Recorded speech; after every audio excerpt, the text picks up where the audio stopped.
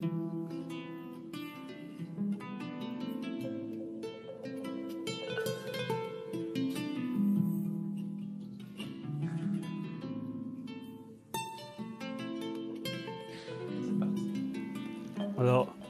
chers auditeurs, chères auditrices, encore mes salutations bienheureuses à vous. Ici, Korejo Missa Doumbia, alias Ramissa Doumbia. Vous me demandez la mise en pratique de la spiritualité négro-africaine. Avant toute causerie, nous allons invoquer nos ancêtres pour qu'ils nous inspirent la pensée juste, la parole juste et l'acte juste. Vous avez souhaité être briefé sur la pratique de la spiritualité négro-africaine parce que beaucoup disent que bon, nous avons compris essentiellement, mais comment pratiquer? Eh bien, c'est très simple, rien de plus simple que ça. Vous êtes habitué certainement au terme prière. Donc, je vais intituler cette causerie la prière traditionnelle dans la religion négro-africaine ou le recours aux entités divinisées. Quand je parle de prière, je suis un peu mal à l'aise parce que le mot prière tel que nous l'entendons n'existe pas dans ma langue. Et dans la plupart des langues africaines, je sais que le mot prière n'existe pas parce que l'Africain ne prie pas pour aller au paradis ou prier pour absoudre ses péchés. De telles prières n'existent pas chez nous. La prière dans la religion négro-africaine, c'est plutôt des sollicitations, la soumission des doléances aux entités divinisées pour résoudre nos problèmes. Notre religion est utilitaire. Une religion qui n'est pas utilitaire, bon, nous, on n'en voit pas beaucoup d'utilité. Donc, la religion, la spiritualité, c'est fait pour résoudre nos problèmes. Donc, dans ce sens, il n'y a pas de prière en tant que telle, mais nous avons des sollicitations pour soumettre nos doléances. Et comme je vous l'ai dit dans la précédente vidéo, puisque nous n'avons pas vu Dieu, mais nous savons les manifestations de Dieu, les attributs de Dieu. Donc Dieu a des attributs dans toutes les langues africaines. Et ces attributs, ces facettes, ces manifestations de Dieu ont chacune un culte dédié dans la culture, dans la spiritualité négro-africaine, d'où la multitude de cultes. Donc ces cultes ont pour essentiellement but aussi d'adresser nos doléances aux ancêtres, aux entités divinisées. D'où je vais retenir le mot prière, mais comprenez que c'est en réalité c'est des sacrifices, c'est des offrandes, c'est des paroles sacrées, des paroles magiques, des formules magiques que nous adressons essentiellement aux ancêtres, aux génies tutélaires et à des objets magiques que nous on appelle chez les Bamanans les bolis, que nos embrouilleurs appellent les fétiches. Et tous ces trucs-là, donc nous allons les aborder dans cette vidéo. Et comme je l'ai dit, ne sachant pas quelle est l'identité réelle de Dieu, l'Africain ne s'adresse pas directement, il n'adresse pas directement son culte à Dieu. Donc nous adressons nos cultes aux entités qui ont existé, aux entités visibles et perceptibles. Et la première destination de nos prières, c'est bien sûr nos ancêtres, parce que nous ne sommes pas parachutés du ciel, nous sommes venus à l'existence à travers des ancêtres. Bon, il y a aussi un élément très important dans la culture négro-africaine qu'on appelle les génies tutélaires. Chaque village a un génie tutélaire. Et la plupart du temps, ce génie tutélaire-là, c'est un animal avec lequel nous avons des liens mythiques. Certains appellent ça la parenté mythique. Donc, les génies tutélaires existent. Aussi, nous pouvons leur adresser nos prières, nos offrandes et d'autres entités divinisées qu'on appelle les esprits, qui existent dans la réalité, mais que nos sens humains, comme je l'ai expliqué dans la précédente vidéo, ne permettent pas de percevoir. Donc, ils sont comme en physique hors du spectre visible, mais n'empêche qu'ils ont une existence réelle. Alors, le culte. Dans la spiritualité africaine, le culte peut être individuel. Et très souvent, c'est comme ça. Moi, j'ai des problèmes, je fais mon culte. Le culte peut être fait en binôme, ça peut être en famille ou en public, pour des occasions rares. Pour faire son culte, bien évidemment, on n'a pas besoin de prêcheurs ou quelqu'un vient nous inciter, hein, à entrer dans la spiritualité africaine. C'est ça qui fait la différence entre la spiritualité africaine et les autres. Parce que chez nous, on ne fait pas de prosélytisme, on ne fait pas d'expansionnisme.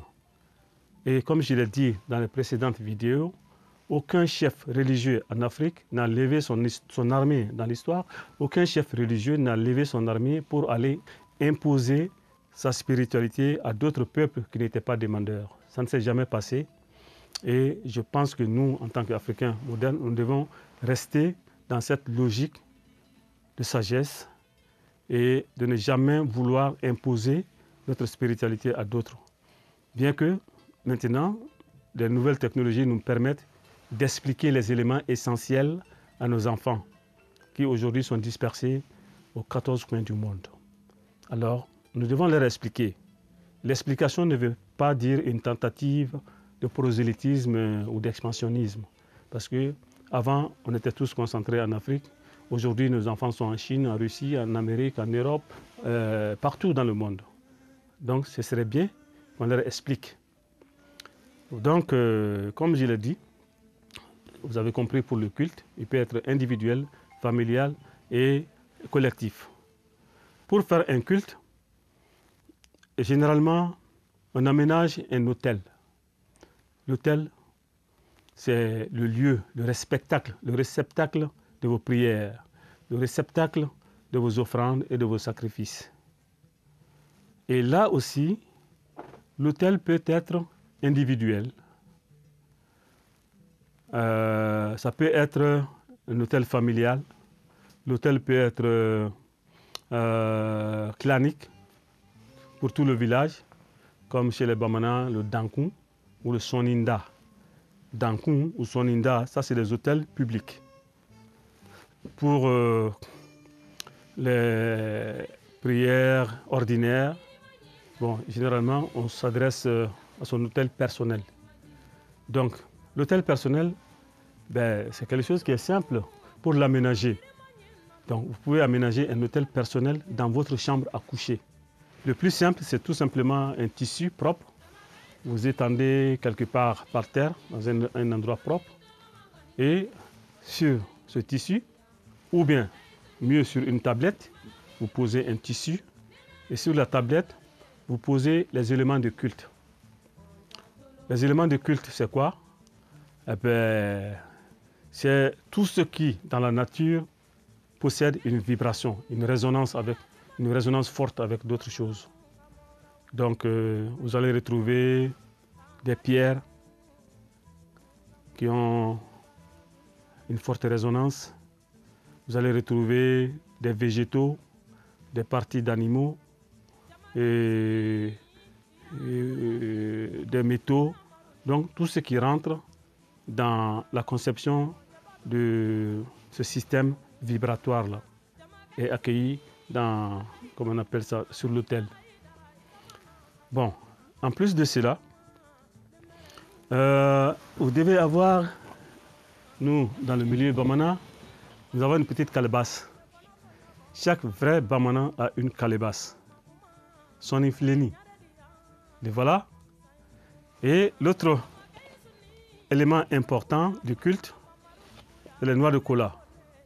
Les noix de kola peuvent être de couleur blanche ou de couleur rouge. Mais qu'elles soient blanches ou rouges, c'est toujours du jus rouge qui sort. Et donc, c'est ce jus rouge-là qui a permis, à un moment donné, de substituer le sang sacrificiel des animaux par ce jus rouge-là. Donc désormais, le sacrifice des animaux est réservé aux causes importantes, aux causes existentielles importantes. J'ai fait une publication là-dessus sur ma page Facebook. Vous pouvez lire quels sont les détails pour faire le sacrifice des animaux. Bon, donc ici, je vais parler de l'adresse aux ancêtres, la façon la plus simple. Donc, on a la petite calebasse. Et pour s'adresser à son ancêtre, généralement, le Bamana, il fait quoi?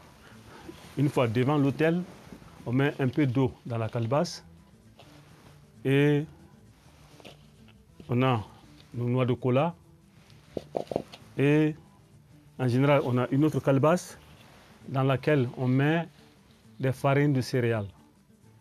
Les farines de céréales, on met de l'eau, on mélange et ce mélange-là s'appelle djalan. Donc le djalan, c'est un élément très important dans le culte Bamana, négro-africain. Donc, c'est tout simplement farine de céréales. Ça peut être farine de mil, farine de riz, farine de haricots. Et vous broyez et puis vous rajoutez de l'eau, vous mélangez bien. Et quand on rend culte aux ancêtres, on se met devant l'autel et puis on plonge sa main dans l'eau et on commence à lui donner de l'eau, à donner le djalan. Le djalan, c'est le symbole de la nourriture. L'eau, c'est le rafraîchissement. Pourquoi nous utilisons ces choses? Nous savons que les morts ne mangent pas. Nous savons qu'une fois nos ancêtres partis, ils n'ont plus ce besoin corporel de manger, de boire. Mais c'est une symbolique qui est très forte dans la pensée africaine, puisque en Afrique, vous pouvez le voir, hein, en tout cas, surtout dans la vallée du Niger, quand un étranger arrive, on lui donne toujours un bol d'eau, on lui donne de l'eau, on lui donne de la nourriture. Donc, vous ne verrez presque jamais les vrais authentiques africains de la vallée du Niger refuser de l'eau ou de la nourriture à un étranger. Tout simplement parce que pour nos ancêtres, un être, une créature qui a faim, qui a soif, a en lui des démons. Donc pour apaiser ces démons, pour apaiser cet instinct bestial qui est activé par la faim et la soif, on lui donne de l'eau, de la nourriture pour apaiser ces démons et après on fait le reste des discussions. Donc, quand un étranger vient chez nous, c'est d'abord de l'eau, un bol d'eau. Et donc, quand on s'adresse à nos ancêtres, on commence par l'eau. On rafraîchit la mémoire, on offre la cola et le djalan après, qui est le symbole de la nourriture. C'est des gestes symboliques. Bon, alors, pour ça, en présentant l'eau, en présentant le djalan ou l'animal sacrificiel, vous présentez en même temps votre doléance. Et comme je l'ai dit, la prière est utilitaire chez nous. Hein. Ce n'est pas fait pour aller au paradis, c'est pour résoudre nos problèmes. Bon, la fréquence de la prière n'a pas d'importance. Comme c'est utilitaire, vous pouvez faire vos prières pour ceux qui sont habitués à la notion de prière dans les autres religions. Si vous voulez, si ça vous convient, vous pouvez faire votre prière quotidiennement. Vous pouvez même faire matin et soir si vous voulez. De la même manière, vous pouvez faire votre prière une fois par semaine. Ou si vous voulez, une fois par mois. Ou même une fois par an, si vous n'avez pas de problème. C'est exactement la même chose. C'est selon comment votre cœur sent. Si vous sentez le besoin de prier tous les jours, alors, si tous les jours on n'a pas de problème, vous pouvez faire tout simplement des prières d'hommage à vos ancêtres. Et je vais vous donner deux exemples. Un exemple de prière d'hommage et un exemple de prière de présentation de doléances. La prière d'hommage, comme exemple, je vais rendre hommage à mon ancêtre qui s'appelle Foutiki. Le premier Bamana qui a dit non à l'aliénation culturelle en Afrique de l'Ouest, il s'appelle Foutigui. C'est à partir de lui que ce que les autres appellent ethnie Bamana, est né. Parce que lui, il a été le premier à dire non, je refuse d'abandonner ma culture, je refuse d'abandonner ma spiritualité pour suivre celle des autres. Et quand l'émissaire arabe est venu chez nous, c'est fait en 667, imaginez, 7e siècle.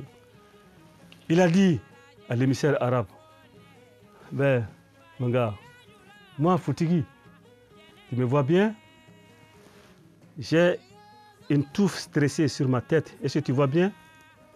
Cette touffe-là, ça me permet de communiquer avec le cosmos. Et toi, tu vas me parler de Dieu. Moi, je connais Dieu avant la naissance de ta grand-mère. Donc, à partir de lui, il a dit Nte Mbana. Mbana, et ses descendants sont appelés Bana, Mounumbana, ceux qui ont refusé. Donc, les Bamana sont des gens qui ont refusé la soumission, qui ont refusé l'aliénation. Donc, voilà pourquoi je vais commencer à faire une prière d'hommage à Foutigui. Bon, donc, si vous êtes habitué à prier, vous pouvez faire des prières d'hommage à vos ancêtres. Connaissez le nom d'un d'eux, et puis vous vous mettez devant votre autel avec la calebasse d'eau, tout simplement, ou si vous voulez des noix de cola ou des fruits. Comme la cola ne pousse pas partout, ni en Europe ni en Amérique, vous pouvez vous procurer des fruits de là-bas, si vous êtes là-bas. Vous pouvez acheter des raisins, des pommes, hein, et comme des fruits d'offrande. Et puis vous vous mettez devant l'autel et vous commencez. Parce que quand on fait la prière, on doit demander, évoquer d'autres esprits. Donc on dit, esprit du ciel, esprit du sol, les bons esprits et les mauvais esprits. Esprit, les génies rampants, les génies volants, les génies nageants, les génies qui marchent sur le sol. Je vous demande tous votre permission. Je vous demande de rester tranquille et d'attendre votre tour. Je vais m'adresser à mon ancêtre Foutigui. Toi, oh toi Foutigui, toi qui es l'ancêtre des Bamana, nous avons décidé de suivre ta voie, la voie de la dignité, la voie de la spiritualité négro-africaine. Nous te rendons hommage. Le jour où tu as dit à l'émissaire qui est venu te voir, non, je refuse, je vais rester moi-même. Nous voulons suivre ta voie, nous sommes tes dignes descendants. Alors, frère-nous le chemin, élimine nos ennemis, frère-nous le chemin, donne-nous la protection, donne-nous le bonheur, donne-nous la nourriture, donne-nous les habits dont nous avons besoin, donne-nous les enfants dont nous avons besoin, donne-nous la protection dont nous avons besoin. Nous te louons Foutigui. Donc, c'est un exemple juste de prière d'hommage. Nous n'avons pas, nous, de formule figée qu'il faut réciter. Tu dis ce qui vient de ton cœur. C'est ça la prière africaine. La puissance de la parole qui vient de ton cœur. C'est ça la puissance, la parole et la religion africaine. Donc, voilà un exemple de prière comment on appelle, d'hommage. À vous qui êtes habitués à prier tous les jours, vous pouvez tous les jours rendre un hommage similaire à vos ancêtres comme ça, c'est très simple. Bon, et essentiellement pour la grande partie des gens, les vrais Africains qui ne sont pas habitués à la prière quotidienne, la religion est utilitaire. Nous avons des problèmes. Trouvons un exemple de présentation de doléances. Tiens, un jeune qui est au chômage depuis longtemps. Il est stressé, il a des problèmes, il a des soucis, il veut avoir du travail. Alors, il a décidé de s'adresser à ses ancêtres pour qu'il puisse trouver un travail, pour que son existence puisse être assurée. Ce jeune, qu'est-ce qu'il peut faire? Il prend sa calebasse d'eau. Moi, j'ai la calebasse parce que je suis du Mali. Chez nous, ça pousse. Mais chez vous, si vous êtes en Chine, si vous êtes en Russie, si vous êtes en Amérique du Nord, la calebasse ne pousse pas. Vous pouvez tout simplement prendre une gourde, un bol, ce que vous avez là-bas qui ressemble à ça, mais quelque chose de très propre, dédié à ça. Alors, vous mettez de l'eau et puis vous vous mettez devant votre autel et vous commencez la même chose que j'ai dit. Esprit du ciel, esprit de la terre, les bons esprits et les mauvais esprits. Je vous demande tous la permission de m'adresser à mon ancêtre. Restez tranquille en attendant votre jour. Moi, un tel, bon, je vais vous dire mon nom parce que moi je suis Siramissa. Moi, Siramissa, je suis dans la difficulté d'obtenir du travail aujourd'hui. Je m'adresse à toi, mon ancêtre Foutigi. Je suis ta suite ici sur la terre. L'existence est devenue difficile pour moi. Foutigi, voilà, j'ai apporté pour toi de l'eau. Voilà ton eau. J'ai apporté pour toi 2 noix de cola. Voilà tes noix de cola. J'ai apporté pour toi du djalan. Voilà ton djalan. Je te les apporte pour que tu puisses m'aider à trouver un bon emploi. Aide-moi, Foutigi. Mon existence est en danger. Aide-moi à trouver l'emploi dont j'ai besoin. Aide-moi, Foutigi.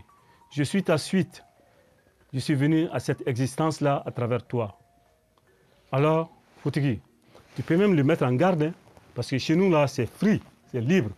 Tu dis, Foutigi, voilà, je t'ai apporté de l'eau, je t'ai apporté la cola, je t'ai apporté la noix de cola, pour que tu puisses m'aider à trouver du travail. Foutigi, je veux que ce travail-là, je le trouve dans l'intervalle d'1 mois. Si tu me donnes ce travail-là, dans l'intervalle d'1 mois, je m'engage, vous voyez, je prends la promesse, je m'engage à venir te donner encore un poulet. Je m'engage à venir te donner, ou bien un bouc, même plus grand, selon votre possibilité. Je m'engage à te donner un poulet, ou bien je m'engage à te donner un bouc. Donc, tu lui fais une promesse. Et puis, si la promesse, elle est réalisée, n'oubliez pas, hein, si la promesse est réalisée, au bout d'un mois, vous avez votre travail, apportez le bouc, apportez le poulet que vous avez promis. Sinon, alors, ce qui va suivre là, c'est votre problème. Donc, voilà, vous avez fait une promesse. Vous pouvez aussi le mettre en garde. Donc, vous pouvez dire, Foutigi, voilà, je t'ai apporté de l'eau, je t'ai apporté la cola, je t'ai apporté le djalan pour que tu me trouves du travail. Si dans l'espace promis, je n'ai pas de travail dans 1 mois, dans 2 mois, dans 3 mois, dans 4 mois, dans 6 mois, moi je n'ai toujours pas de travail, ça veut dire que Foutigi, tu n'as pas exaucé mon vœu. Ça veut dire que tu es un mauvais ancêtre, c'est-à-dire que tu ne t'occupes pas de ta suite. Donc, dans ce cas-là, tu ne me dois rien, je ne te dois rien. Tu peux faire des mises en garde comme ça, vous voyez? Donc, s'il est un ancêtre qui n'a pas été encore réincarné, qui est encore dans le monde divin, il va réagir. Il va réagir. Donc, voilà 2 exemples de prières négro-africaines. Et je dois dire quelque chose qui est très important. Quand vous faites la prière, c'est très important ce qui sort de votre bouche, parce que vous êtes en train de mettre en branle toute l'énergie, la résonance électromagnétique, le fluide universel dans lequel nous baignons tous. Vos prières sont transmises par ondes électromagnétiques à l'entité de destination. Donc, vous êtes en train d'émettre des vibrations qui se transforment. Quand vous prenez votre téléphone cellulaire, vous appelez à un correspondant à Paris, à Washington, à Pékin, il n'y a pas de lien physique. C'est l'onde qui va. Et vous mettez en branle l'onde qui va vers l'entité sollicitée. Et voilà pourquoi, quand vous faites la prière, votre cœur doit être pur. Votre cœur doit être pur. Votre esprit doit être pur. Et c'est pour cela également que dans les conclusions des commandements de la mat, il disait « Mon cœur est pur, je suis pur, je suis pur ». Parce que un officiant négro-africain, ce n'est pas n'importe qui est un officiant. Un officiant doit avoir une rectitude morale impeccable. irréprochable. Quand on est un officiant négro-africain, tu n'as pas le droit de mentir. Je ne mens pas. Quand tu es un officiant négro-africain, tu ne cours pas avec la femme d'autrui. Et tous ceux qui se mettent à la place d'officiants, qui ont des comportements vicieux comme ça, ben, ce sont des officiants dévoyés et leurs prières, en général, n'aboutissent pas. Voilà pourquoi il y a beaucoup de gens, quand ils s'adressent à des entités, la prière n'est pas exaucée, tout simplement parce que soit l'officiant lui-même n'a pas une rectitude morale, ou le demandeur il n'a pas un cœur pur. Parce que n'oubliez pas, hein, quand vous aménagez votre hôtel, il faut que l'hôtel soit propre. Il faut que votre esprit soit pur, simple. N'encombrez pas votre esprit avec des sentiments parasites. Pas de peur, pas d'inquiétude, pas de haine. Pas d'envie comme ça là, pas d'envie matérielle, etc. Donc vous devez rester pur, simple. Et c'est dans cette pureté, dans cette simplicité que vos paroles deviennent des sources, des générateurs d'énergie. Donc c'est comme le quartz dans un microprocesseur qui donne la pulsion. Et c'est ce quartz-là qui met le microprocesseur en marche et c'est comme ça que l'ordinateur fonctionne. Ce quartz-là, c'est votre parole qui vient du cœur. Voilà, votre cœur, c'est le quartz, c'est votre microprocesseur. C'est le siège de votre conscience. Ayez le cœur pur quand vous faites la prière. Et si la prière n'aboutit pas, soit votre cœur n'est pas pur, ou si vous vous êtes adressé à un officiant, l'officiant n'a pas une rectitude morale nécessaire. Donc c'est pour ça nos détracteurs, quand les choses n'aboutissent pas, nos détracteurs disent « Oh, c'est pas vrai ». Non, c'est tout à fait vrai, sauf que vous êtes passé par la mauvaise voie. Donc voilà deux exemples de prières négro-africaines. Et je voudrais tout simplement conclure en vous faisant des bénédictions que les divinités de nos clans, de nos familles et de toute l'Afrique nous protègent et nous guident. Et en conclusion, je voudrais dire que, comme on a dit, les cultes africains s'adressent à des manifestations de Dieu, à des facettes de Dieu, à des attributs de Dieu. Il est très important que vous, jeunes Africains, vous commencez à décortiquer les rituels africains. Ce n'est pas de la superstition, c'est la science pure. Ceux qui nous ont dénigrés pendant des millénaires, aujourd'hui, ils se rendent compte qu'ils se sont plantés. Et ils reviennent essayer de comprendre nos rituels. Nous avons le verbe, nous avons la parole, nous savons le code. Donc, si vous voulez, venez dans le bois. Venez dans le bois sacré, venez apprendre. Venez apprendre à décortiquer les rituels. Venez apprendre à comprendre le lien fonctionnel qui est entre Dieu et nos rituels. Et avec ça, l'Afrique n'a jamais quitté la science. L'Afrique n'a pas développé les technologies. Les technologies sont des applications de la science. Nous avions nos sciences. Les autres sont venus s'en servir. Ils ont pioché là-dedans, bien qu'ils ne nous ont pas payé de droits d'auteur. Ils s'en sont inspirés de nos sciences. Et avec ça, ils ont inventé des choses. Si je vous dis que la Wi-Fi, ça vient d'Afrique, vous allez être étonné. Si je vous dis que l'électricité, ça vient d'Afrique, vous allez être étonné.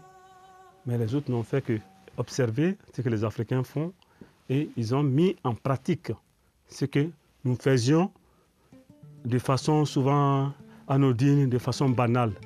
Vous allez voir des choses dans nos rituels qui ont l'aspect banal, on ne fait pas trop attention. Mais c'est là que vous devez creuser, c'est là que vous devez décrypter, c'est là que vous devez décoder pour comprendre le lien fonctionnel, pour comprendre le sens des choses. Et ainsi, nous allons remettre la main dans la science et avec cette science, nous allons développer des technologies qui sont utiles, qui seront utiles à nos enfants, qui seront utiles aux générations futures. Donc, l'Afrique, ce n'est pas la magie comme ils le disent. Et même si c'est la magie, ben, toute religion, c'est la magie. Il n'y a pas de religion sans magie. Hein? Il n'y a pas de religion sans magie. Le soleil, c'est la magie. L'ordinateur, c'est la magie.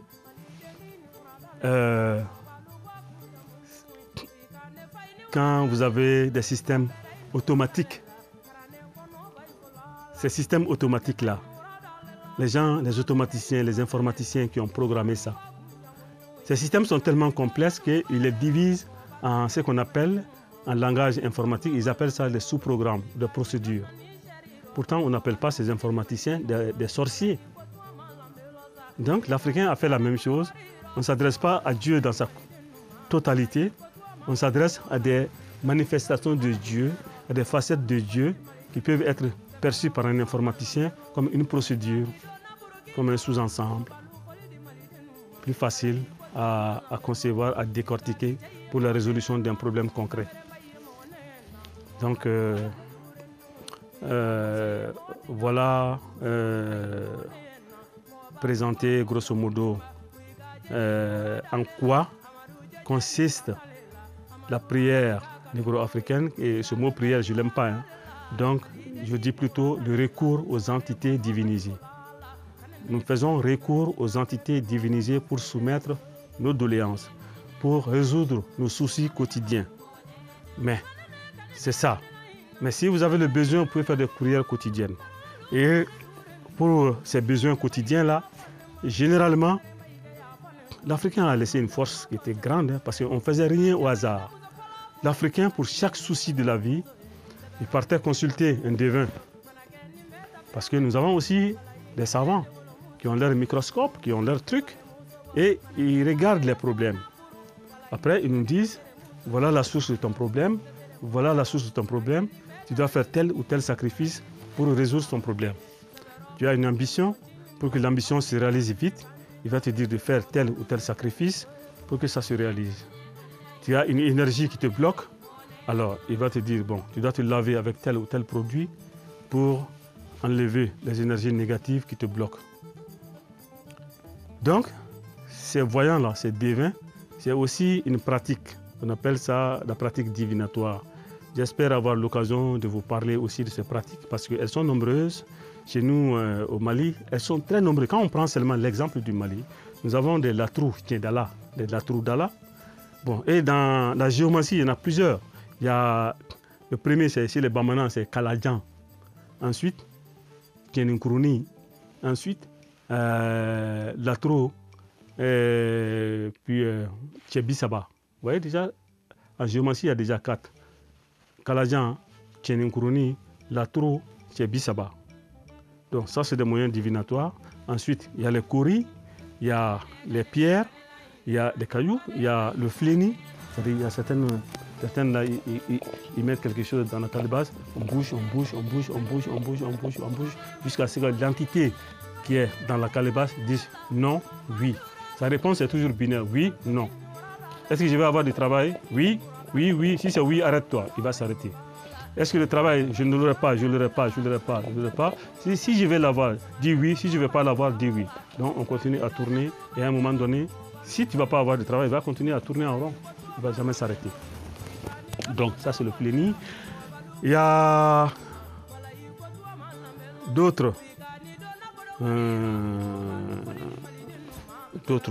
beaucoup d'autres trucs. Dans la vallée dans le golfe de Guinée, ils ont le Fa. Il y a d'autres techniques. L'interprétation des chants d'oiseaux, des traces des animaux. Il y a plusieurs techniques. Donc l'Africain se servait de tout ça pour anticiper les choses. C'est comme dans le monde moderne, quand on veut construire un immeuble important, on ne se met pas immédiatement à construire. Ils vont voir les bureaux d'études d'ingénieurs, les bureaux d'architectes. C'est eux qui font la conception. Est-ce que ça va résister au vent? Est-ce que ça va résister à la pluie, etc. Et ils font des conceptions comme ça et ils font des recommandations. C'est à partir de ces recommandations que les ingénieurs civils et les maçons se mettent au chantier. Donc, ne vous engagez pas dans les choses importantes sans consultation. Et c'est toute cette force que l'Africain a mise de côté, et puis pour s'embourber dans des choses qui ne sont pas réellement notre voie. Et donc nous avons besoin de ce retour-là, de tous ces mécanismes qui faisaient la force de l'Africain d'avant. Et tant qu'on n'est pas sur ce chemin, alors nous allons continuer à végéter, à imiter les autres et toujours à demeurer les marchepieds de l'humanité. Je l'ai dit dans toutes mes vidéos, aucun peuple ne peut se développer dans la culture d'un autre. Soyons nous-mêmes. Ce n'est pas du prosélytisme, Béa, c'est tout simplement l'ignorance qui pousse l'Africain sur le plan culturel, je ne dis pas technologique, sur le plan culturel, à aller voir ailleurs. Et les Bamana du Mali le disent si bien. Ils disent que si tu vois la poule suivre les porteuses d'eau, c'est parce que, si tu vois les poules suivre les porteuses d'eau, c'est parce qu'elles ne savent pas où sont parties les pileuses de mil. Ah oui, les poules ont intérêt à suivre les pileuses de mil que d'aller suivre les porteuses d'eau. Donc, découvrons qu'est-ce que nous sommes, découvrons quelle est la puissance de la pensée religieuse africaine. Elle est puissante, elle est efficace, elle est simple. Bon, c'est sûr, si je dis que c'est simple, ce n'est pas aussi autant simple que ça, parce que ça demande quand même un effort. Parce que l'enseignement africain, il n'y a pas de professeur qui se lève pour aller vous donner l'enseignement. Moi, je me permets de le faire parce que j'ai fait d'autres parcours, j'ai parcouru le monde et je sais quelle est la puissance de la pensée africaine. Je me permets de vous le dire parce que je sais que nos enfants en ont besoin. Mais sinon, normalement, il faut suivre tout un cycle initiatique. Chez nous, les Bamana, pour faire l'initiation complète, il faut faire 7 cycles de 7 ans. Ce qui fait bien 49 ans sonnés pour être un grand initié. 49 ans sonnés. 7 cycles de 7 ans. Donc, en âge, j'ai largement parcouru ces cycles parce que je suis à 8 fois 7 ans. Et aussi, j'ai eu, je ne sais pas si c'est une chance, je suis né là-dedans et j'ai grandi là-dedans parce que moi, je suis né dans le village, dans une case en banco, en plein milieu des champs de mil. Et j'ai suivi l'éducation traditionnelle Bamana,